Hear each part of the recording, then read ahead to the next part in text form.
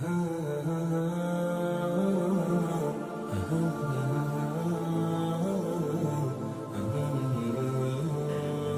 کی تربیت سے متعلق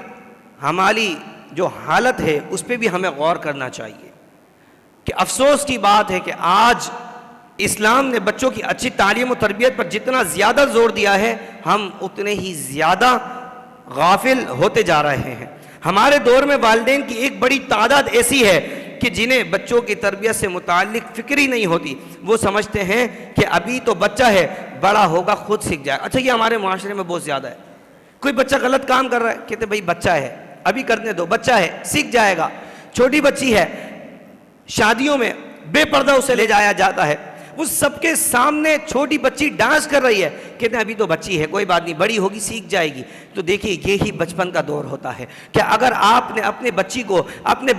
ابھی کنٹرول میں لے لیا، ابھی انہیں سکھایا کہ بیٹا یہ ڈانس کرنا حرام ہے، یہ گناہ ہے، بے پردہ لوگوں کے سامنے ڈانس کرنا منع ہے، تو جب وہ بچی بڑی ہوگی تو اسے معلوم ہوگا کہ یہ لوگوں کے سامنے ڈانس کرنا گناہ ہے، وہ اسے دور رہے گی۔ جب آپ کہیں گے ابھی تو بچی ہے، ابھی تو بچہ ہے، سمجھ جائے گا، سیکھ جائے گا، ابھی چھوڑو، کرنے دو، جب وہ اسی طریقے سے بڑا ہو جائے گا، اب آپ کہیں گے بیٹا یہ کام غلط ہے، ایسے نہیں کرو، معاشرے میں ہماری بدنامی ہوگی، پھر وہ بچہ آپ کی نہیں سنے گا، کیونکہ آپ نے جس وقت اسے روکنے کی ضرورت تھی اس وقت آپ نے اسے روکا ہی نہیں۔ جس وقت اس کی تعلیم و تربیت کرنا زیادہ ضروری تھا اس وقت جو ہے وہ آپ نے اس کی تعلیم و تربیت پہ زور نہیں دیا۔ جب بچہ پھر ہاتھ سے نکل جاتا ہے، پھر جو ہے وہ علماء کے پاس جاتے ہیں، پھر جو ہے وہ اسکالرز کے پاس جاتے ہیں کہ ہمارا بچہ تو ہماری سنتا ہی نہیں ہے۔ تو یہ بتائیے کہ یہ جو بچہ آج ہماری نہیں سن رہا، تو یہ کیا وجہ ہے کہ آج ہمارا بچہ اور خاص کر آج ہمارے معاشرے میں والد اپنے بچوں کو ٹائم نہیں دیتا، بس صرف چیز دلانے کے لیے ٹائم ہے، بچوں کو چیز دلا کے لیا ہے، بچوں کو کھلونے دلا کے لیا ہے، لیکن گھر میں بیٹھ کر بچوں کو جو ہے وہ والدین ٹائم نہیں دیتے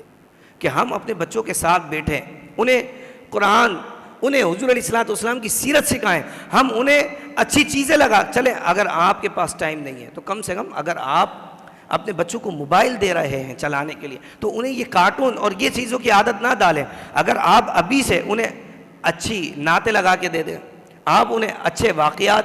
کڈس مدنی چینل لگا کے دے دیں، تو آپ کا بچہ سارا دن وہ اس کی زبان پر حضور علیہ الصلوۃ والسلام کی ثنا خوانی جاری رہے گی۔ جب وہ بڑا ہوگا تو اسے حضور علیہ الصلوۃ والسلام کی ثنا خوانی سے محبت ہوگی، اسے قرآن سے محبت ہوگی، اسے نمازوں سے محبت ہوگی، پھر اس وقت وہ وقت ہوگا کہ آپ کو اپنے بچوں کی تربیت کی ضرورت نہیں پڑے گی، بچے کو کہنا نہیں پڑے گا، آپ کا بچہ خود جو ہے وہ اچھے عمل کرتا ہوا نظر آئے گا۔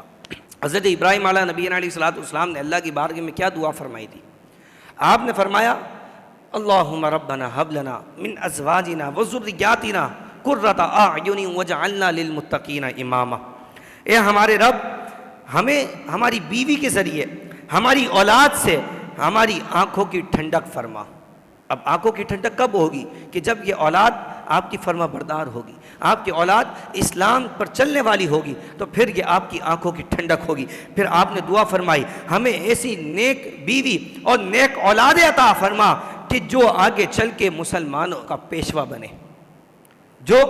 مسلمانوں کا رہبر بنے، مسلمانوں کا لیڈر بنے، وہ مسلمانوں کو اس کے صحیح طریقے پہ چلائے۔ اللہ ہمیں ایسی اولاد عطا فرما جسے تو ہماری آنکھوں کی ٹھنڈک عطا فرما۔ اللہ اکبر۔ یہ حضرت ابراہیم علیہ نبینا علیہ الصلوۃ والسلام اللہ کی بارگاہ میں دعا فرما رہے ہیں۔ تو ہمیں بھی غور و فکر کرنے کی ضرورت ہے کہ دیکھیں قرآن نے ہمیں حکم دیا کہ ہم اپنی اولاد کو، اپنی بیوی کو، اپنے ماں باپ کو، اپنے گھر والوں کو جو ہے وہ جہنم کی آگ سے بچائیں۔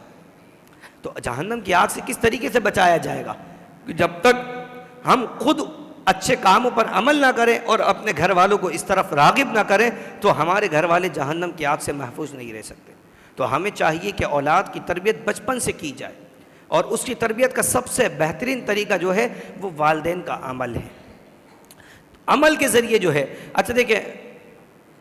جو بڑے ہو چکے ہیں،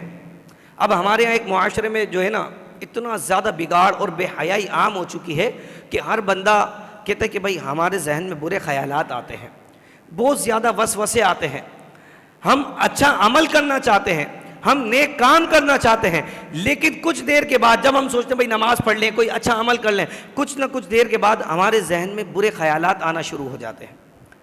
ہمارا گناہوں کی طرف دل جو ہے وہ گناہوں کی طرف مائل ہونا شروع ہو جاتا ہے۔ تو یاد رکھیے یہ جو نگیٹو تھنکنگ ہے، بری سوچ ہے، اس کو کبھی بھی پوزیٹو تھنکنگ کے ذریعے ختم نہیں کیا جا سکتا۔ میں سوچوں بھائی برے خیالات آ رہے ہیں تو میں اچھا سوچنا شروع کر دوں، میں سوچوں بھائی گناہ کی طرف میرا دل کر رہا ہے، گناہ کی طرف لا رہا ہے، میں یہ سوچنا شروع کر دوں میں اچھا عمل کروں گا، میں نماز پڑھوں گا، تو پوزیٹو سوچنے سے جو ہے وہ نگیٹو تھنکنگ ختم نہیں ہوتی۔ اگر آپ کے برے خیالات آتے ہیں، نگیٹو تھنکنگ آپ کی سوچ ہے آتی ہے، خیالات آتے ہیں، تو آپ کو چاہیے آپ پوزیٹو عمل کرنا شروع کریں۔ نگیٹو تھنکنگ کو ختم کرنے کے لیے پوزیٹو عمل کرنا پڑے گا۔ جب آپ پوزیٹو عمل کریں گے تو وہ پوزیٹو عمل کے ذریعے وہ جو نگیٹو تھنکنگ ہے، برے خیالات ہیں، آہستہ آہستہ آپ کے وہ خیالات آنا ختم ہو جائیں گے، وہ خیالات ختم ہو جائیں گے۔ تو اس کے لیے سب سے پہلے ضروری ہے کہ عمل، پھر جب آپ عمل کریں گے تو پھر آپ کے بچے آپ کو دیکھ کر عمل کریں گے، پھر ان کی آنے والی نسلیں عمل کریں گی۔ اس طرح ہمارے جو بچے ہیں وہ اسلام کے پابند ہو جائیں گے، وہ ان فتنوں سے محفوظ ہو جائیں گے۔ انہیں نبی کریم رؤوف رحیم صلی اللہ تعالی علیہ وسلم کی سیرت کا متعلقہ جو ہے وہ ابھی سے آپ سیرت النبی صلی اللہ علیہ وسلم پر بے شمار کتابیں موجود ہیں، آپ وہ ایک کتاب لے کے رکھ لیں، 400 500 600 روپے کی ایک کتاب آئے گی۔ بچے کو کہیں کہ بھئی ٹھیک ہے تمہیں یہ موبائل چلانا ہے، 10 منٹ تم حضور علیہ الصلوۃ والسلام کی سیرت کا مطالعہ کرو، اس کے بعد 10 منٹ میں جو ہے تمہیں موبائل چلانے کی اجازت دوں گا۔ پھر وہ موبائل بچے کو دے کے بھول نہ جائیں کہ آپ ادھر ہیں، بچہ کونے کھانچے میں بیٹھا ہوا ہے، بلکہ اس کے سر پہ مسلط رہے، اپنے سامنے اس کو موبائل استعمال کروائیں، پھر اس کے بعد اس سے 10 منٹ کے بعد موبائل لے لیں کہ آپ کا ٹائم پورا ہو گیا۔ تو اس طریقے سے آہستہ آہستہ وہ موبائل کی عادت بھی بچوں کی چھوٹ جائے گی اور انہیں حضور علیہ الصلوۃ والسلام کی سیرت سے محبت ہو جائے گی۔ حضور علیہ الصلوۃ والسلام کے اور جتنے بھی ہمارے بزرگان دین ہیں ان کی سیرت کا جب وہ مطالعہ کریں گے تو انہیں اسلام سے محبت ہو جائے گی، اور اللہ تبارک و تعالی ہماری نسلوں کو جو ہے وہ ان فتنوں سے محفوظ رکھے گا۔ اللہ تبارک و تعالی ہمیں خود بھی عمل کرنے کی توفیق عطا فرمائے۔ آمین وآخر الدعوانا ان الحمد للہ رب العالمین۔